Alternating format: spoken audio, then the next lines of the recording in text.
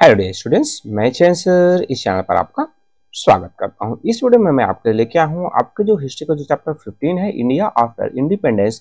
तो इसका जो कंप्लीट जो एक्सरसाइज की जो सॉल्यूशन है विद एक्सप्लेनेशन आपको इस वीडियो में देखने को मिलेगा। तो मेरे साथ इस पूरे वीडियो में बने रहिए। और अगर ये वीडियो आपके लिए किसी भी तरीके से हेल्पफुल हो रहा है तो वीडियो को लाइक, और अगर आप चैनल पर नए हैं तो चैनल को सब्सक्राइब करना ना भूलिए।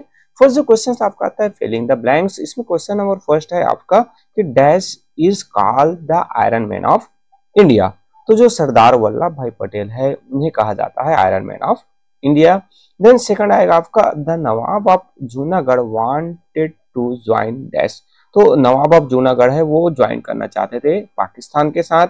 देन थर्ड आता है आपका the last ruler of Kashmir was. So Kashmir के जो लास्ट जो रूलर थे तो फिलअप में आपका हो जाएगा महाराजा हरि सिंह जो थे वो लास्ट रूलर थे कश्मीर के। देन फोर्थ नंबर आता है आपका in 1956 the Indian states were reorganise on the basis of dash. तो ये जो 1956 में जो इंडियन स्टेट है वो लैंग्वेज के अकॉर्डिंग टू रीऑर्गेनाइज किया गया था। तो फोर्थ का फिलअप में आपका लैंग्वेज आ जाएगा। देन नेक्स्ट आपका आएगा ट्रू एंड फॉल्स वाले क्वेश्चन, और फॉल्स स्टेटमेंट को आपको करेक्ट भी करने हैं। फर्स्ट इसमें आता है the princely state of Hyderabad wanted to be independent. तो ये आपका क्या हो जाएगा, ट्रू स्टेटमेंट हो जाएगा। देन सेकंड आता है आपका महात्मा गांधी वाज असैसिनेटेड इन 1948। तो ये आपका क्या है, ट्रू स्टेटमेंट है। देन नेक्स्ट आता है थर्ड नंबर का India won the war against China in 1962। तो ये आपका क्या हो जाएगा, फॉल्स स्टेटमेंट होगा। India did not win the war against China in 1962। Means जो इंडिया और चाइना के बीच जो 1962 में जो लड़ाई चली तो वहां पर जो है इंडिया नहीं जीतता है। देन फोर्थ आएगा आपका Myanmar was earlier known as East Pakistan. तो ये भी आपका क्या हो जाएगा, फॉल्स स्टेटमेंट हो जाएगा। Bangladesh was earlier known as East Pakistan. So ये आपके ट्रू एंड फॉल्स वाले हुए। नेक्स्ट आपका मल्टीपल चॉइस क्वेश्चन। इसमें फर्स्ट नंबर आता है आपका after independence the immediate challenge facing the Indian leader were. तो क्या क्या जो इमीडिएट चैलेंजेस जो फेस करने पड़े, तो यहाँ पर आपका जो देखोगे तो फर्स्ट और जो फोर जो पॉइंट्स है तो डी ऑप्शन में है कि providing for the millions of refugees who came India into from Pakistan. Then fourth में आता है कि keep the country together and not allowing to break into independent fragment. तो ये जो डी ऑप्शन आपका करेक्ट हो जाएगा। देन सेकंड आता है आपका who among this was chosen to head the Indian State Department and overseeing the integrations of the princely state with the Indian Union। तो इसमें से थे आपके जो बी ऑप्शन आपका क्या हो जाएगा, करेक्ट हो जाएगा, सरदार वल्लभ भाई पटेल जो थे।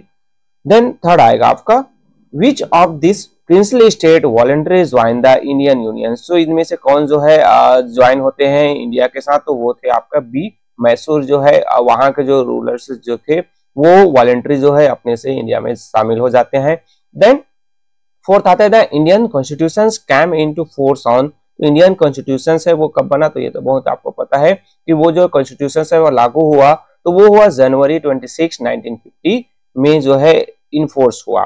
देन नेक्स्ट आएगा आपका फिफ्थ नंबर का कि after independence the state were reorganise on the basis of language. तो अभी जस्ट हमने देखा था तो ए ऑप्शन आपका क्या हो जाएगा, करेक्ट हो जाएगा। नेक्स्ट आता है आपका सिक्स नंबर का the policy of 9 alignment followed by the independent India meant that. कि इसका क्या मतलब होगा, नॉन अलाइनमेंट मींस इसमें आपका आएगा कौन सा, सी ऑप्शन हो जाएगा, India would not align itself with either the USA और USSR but would stay neutral. Means जो वो किसी दोनों यूएस या फिर यूएसआर है उनके साथ अलाइन समझौते में नहीं है, पर दोनों के साथ वो न्यूट्रल जो रिलेशनशिप है वो बना के रखा हुआ है। देन नेक्स्ट आपका आता है आंसर द फॉलोइंग क्वेश्चंस आपके जो आंसर देने हैं। फर्स्ट आएगा what was the economic and social condition of India at the time of independence. तो इससे रिलेटेड आंसर आपका हो जाएगा इन 1947 an average Indian could expect to live for barely 32 years. In 1951, nearly 81% of all Indians and 92% of the women were illiterate. The percentage of landless labor grew from around 13% of the agriculture population in 1871 to about 28% in 1951. Then there were just 5,072 banks in India. The Indian leaders has inherited a country drained by centuries of exploitations. They had to rebuild it bite by bite। Means जो 1947 में जब हमारा देश आजाद हुआ तब वहां पर जो ज्यादातर जो लोग हैं वो 32 ईयर्स तक ही जीते थे। 1951 में देखोगे 81% जो ऑल इंडियंस है, इनमें से जो 92% जो वुमेन्स है वो इलिटरेट में तब अनपढ़ थी। साथ ही साथ जो लैंड लेस जो लेबर थे जिनके पास कोई जमीन नहीं था वो आपके 1871 में जो है 30% था, वो 1951 तक आते आते 28% हो गया था। और हमारे यहाँ जब हमारा देश आजाद हुआ तो 5000 से 72 ही बैंक थे। तो ब्रिटिश ने हमें पूरी तरीके से लूट कर गया था और इसको जो हमारे जो लीडर्स है उनको धीरे धीरे क्या करना था, फिर से बिल्ड करना था कंट्रीज को। देन सेकंड आता है why was there are refugee crisis immediately after independence, how was it dealt with. Means जो जब हमारा देश इंडिपेंडेंट हुआ तो रिफ्यूजीज मतलब क्राइसिस क्यों देखने को मिला और इससे कैसे जो निपटा गया। तो आंसर में the creation of Pakistan resulted in one of the largest cross border migrations the world had ever seen. Means जो पाकिस्तान का क्रिएशन हुआ तो पाकिस्तान से जितने भी जो हिंदू है वो इंडिया में आने लगे। So there was a mass exodus of Sikhs and Hindus, मतलब जो पाकिस्तान में जितने भी सिख और हिंदूज थे वो इंडिया में आए, इंटर हुए, और जो मुस्लिम थे जो इंडिया में थे वो पाकिस्तान गए। So in the chaos that followed people fled leaving all their possessions behind, families were separated and thousands killed. मतलब ये जो भगदड़ सी मची तो उसमें जो लोग हैं वो अपने जो जितने भी जो जमीन जायदाद घर वगैरह संपत्ति है उनको छोड़कर इंडिया में आना पड़ा। उनके कई जो फैमिलीज से जो मेंबर्स हैं वो एक दूसरे से बिछड़ गए और हजारों जो लोग हैं उसमें मारे गए। देन इससे कैसे निपटा गया, तो the newly form Indian government already had to cope with the empty coffer. मतलब जो जब हमारा जो गवर्नमेंट का फॉर्मेशन हुआ तो इंडिया के पास कोई संपत्ति नहीं थी। The arrival of the refugee strained the economic even further. Refugees यहाँ से आए वहां से तो हमारे जो इकोनॉमी पर और भार बढ़ गया। In Delhi there were refugee campaign on any available piece of empty land. मतलब कोई भी जो खाली जगह था वहां, जहां दिल्ली हमारा कैपिटल सिटी हुआ करता था तो वहां पर रिफ्यूजीज जो कैंप है वो लगाए गए। The responsibility on the government was enormous. मतलब बहुत ज्यादा जो रिस्पॉन्सिबिलिटी थी गवर्नमेंट को, it had to act with speed, और साथ ही साथ इसको स्पीड में करना था। A ministry of rehabilitation was form to handle the situation. एक अलग से जो रिहेबिलिटेशन जो मिनिस्ट्री है वो बनाया गया, हाउसेज है वो बिल्ड किए गए रिफ्यूजीज के लिए, लोन्स है उनको प्रोवाइड किया गया, एम्प्लॉयमेंट उनके लिए काम जो है वो जनरेट किया गया, ट्रेनिंग सेंटर किया गया ताकि जो है वो ट्रेनिंग लेकर कुछ कर सके वर्क अपने से। स्कूल्स हैं वो आए हुए जो बच्चे हैं उनके लिए स्कूल्स ओपन किए गए, स्कॉलरशिप वगैरह जो दिया गया, उनको लैंड अलॉट किए गए ताकि वहां पर वो कल्टीवेशन किया जा सके। तो ये सब जो चीजें हैं वो उनके प्रयास के लिए, उनके बेहतरी के लिए इंडियन जो गवर्नमेंट के द्वारा उस समय किया गया था। देन नेक्स्ट आपका थर्ड नंबर आता है how was Junagadh annex to India. Means Junagadh को इंडिया में कैसे शामिल किया गया। सो आंसर में आपका हो जाएगा Junagadh was a small sea port state in Kathiawar. जो सौराष्ट्र वाला जो रीजन है वहां पर जूनागढ़ एक जो सी पोर्ट वाला जो एरिया था। So the nawab of Junagadh want to join Pakistan. Means जो नवाब थे जूनागढ़ के वो पाकिस्तान में ज्वाइन करना चाहते थे, while the people of the state want to join India। और वहां के जो लोग थे वो इंडिया के साथ शामिल होना चाहते थे। So the Indian army was sent to take over the state। India के द्वारा इंडियन आर्मी भेजा गया ताकि वो जो स्टेट है उसको अपने अंडर कंट्रोल में लिया जाए। नवाब है the nawab fled to Pakistan and Junagadh became part of India.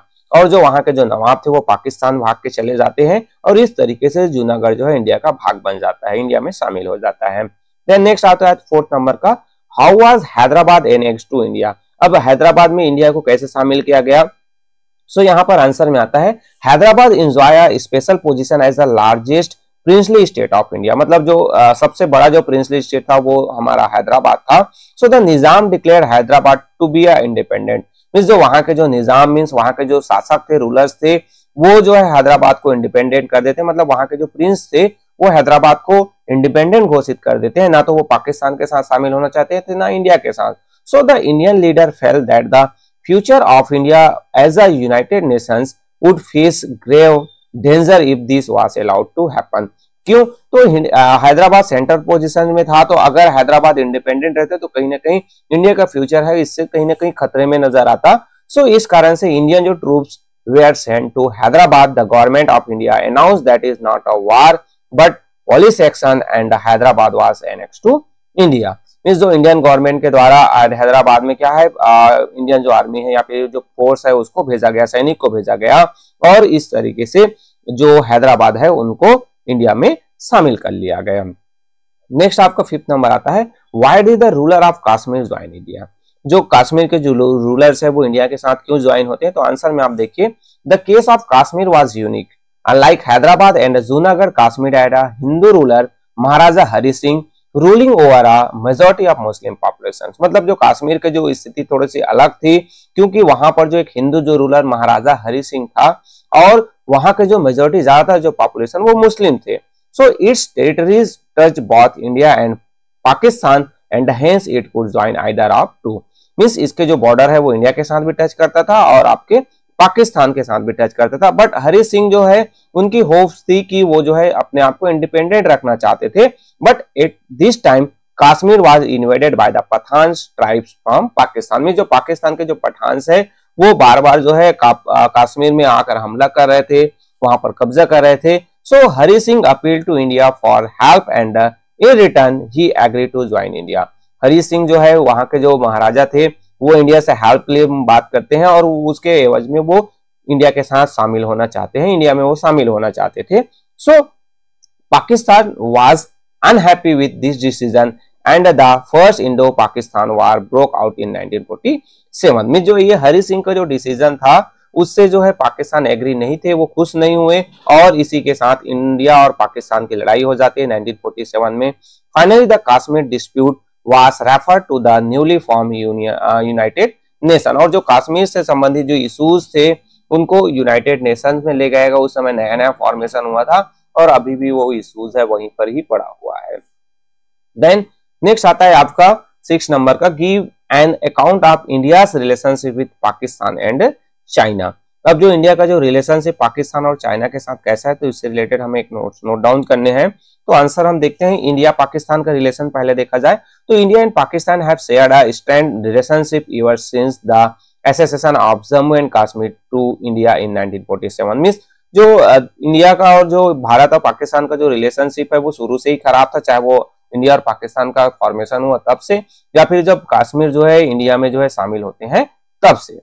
So the dispute over Kashmir has resulted in 3 full-scale wars and several armed skirmishes along the borders। मतलब आप देखोगे तो जो डिस्प्यूट्स है वो 3 बार दोनों की जो है लड़ाई हो चुकी है, साथ ही साथ बहुत बार जो है दोनों के बीच आर्म जो कॉन्फ्लिक्ट्स है या फिर जो हम जो है जिनको आतंकी जो घटनाएं हैं, टेररिस्ट अटैक्स है, बार बार हमें देखने को मिलता है। So in Indo-Pakistan war also took place in 1971 when India helped Bangladesh East Pakistan liberate itself from Pakistan.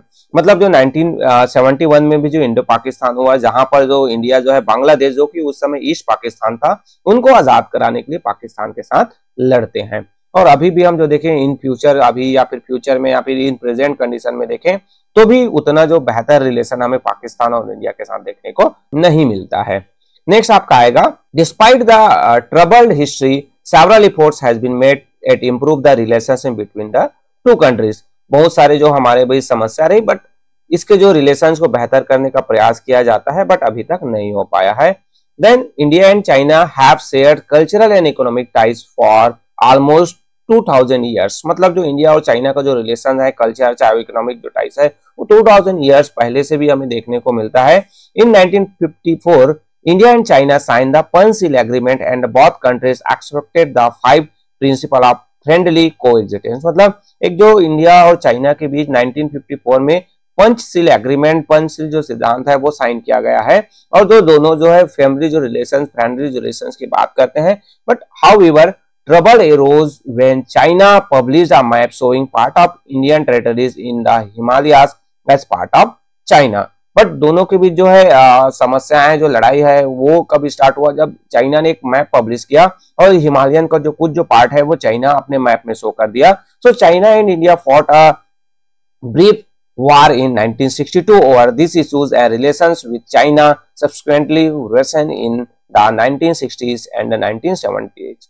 Mean जो दोनों के बीच जो है 1962 में लड़ाई हो जाती है इस इश्यू से रिलेटेड और 1916 और 70s में देखें तो बहुत ज्यादा दोनों के बीच जो रिलेशन है वो बहुत ज्यादा खराब हो गया था। Despite the conflict trade between the two countries continue to thrive. साथ ही साथ ये कॉन्फ्लिक्ट लड़ाई के साथ दोनों के बीच व्यापार होते रहता है। आजकल हम देखते हैं हमारे यहाँ मैक्सिमम जो अधिकांश जो मटेरियल आपको चाइना मार्स देखने को मिलता है ना। तो ये जो दोनों के बीच जो रिलेशंस है इंडिया और पाकिस्तान के बीच हमेशा बेहतर नहीं रहा है, कभी लड़ाई झगड़ा तो कभी अच्छा दोस्ताना व्यवहार बना हुआ है। देन नेक्स्ट आपका आता है 7th नंबर का, India follows the policy of non alignment, do you agree, use the example of India's relationship with the USSR and the USA to prove और डिसप्रूव दिस स्टेटमेंट। मतलब जो non alignment की जो policy है जो India के द्वारा follow किया जाता है तो उसको यूएसएसआर और यूएसए से रिलेटेड आपको बताने हैं। तो आंसर में देखिए, yes I agree with the statement that India followed the policy of non alignment, India had friendly ties with the East world USSR. मतलब जो ईस्ट में जो कंट्रीज आपके जो देखोगे तो यूएसएसआर है, जो बाद में जो रसिया बन गया, सो उनके साथ जो है नॉन अलाइनमेंट पॉलिसीज है। They cooperate with each other in trade and in the economic, technical and cultural fields.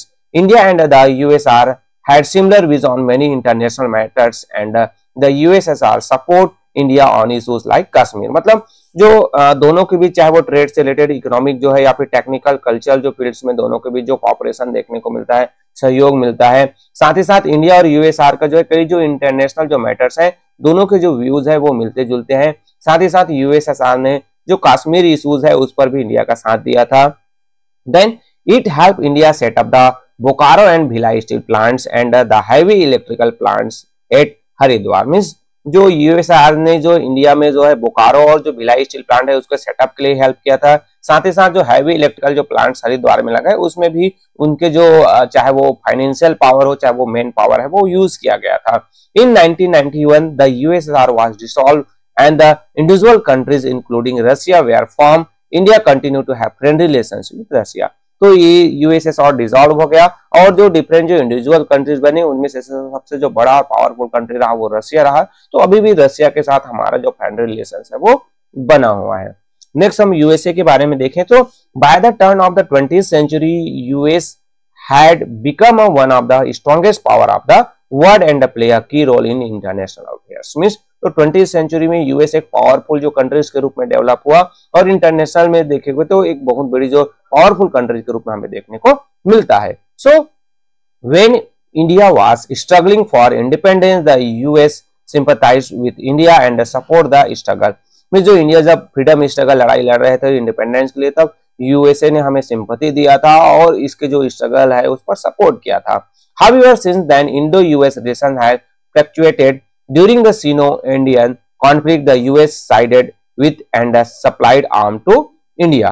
Means जो सीनो जो इंडिया के बीच कॉन्फ्लिक्ट हुआ था तो वहां पर यूएस ने जो है हेल्प किया था और कई समय जब इंडिया और पाकिस्तान का जब लड़ाई चल रहा था तो उस समय रशिया ने हमें हेल्प किया था बट जो यूएस ने पाकिस्तान को सप्लाई किया था। तो इस तरीके से दोनों के बीच जो रिलेशन है वो यूएसआर और आपके जो या फिर हम रशिया कहें या फिर अभी यूएस के बीच देखें तो इंडिया जो है दोनों के बीच फ्रेंडली रिलेशन बना के रखा हुआ है।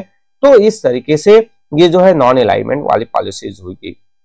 देन नेक्स्ट आता है आपका केस बेस्ड क्वेश्चन जहां पर एक पैसेज दिया हुआ है, इसको आपको क्या करना है, जो भाखड़ा नांगल जो डैम्स है जो बिल्ड किया गया था उससे रिलेटेड है, जो जहां पर आपका पंजाब है और रिजाइनिंग जो स्टेट है आपका राजस्थान हिमाचल प्रदेश है और ये जो बिल्ड किया गया था तो उससे बहुत सारे लोगों को क्या हुआ, बेनिफिट्स भी हुआ और इससे कुछ जो बैड इफेक्ट्स भी देखने को मिलते हैं।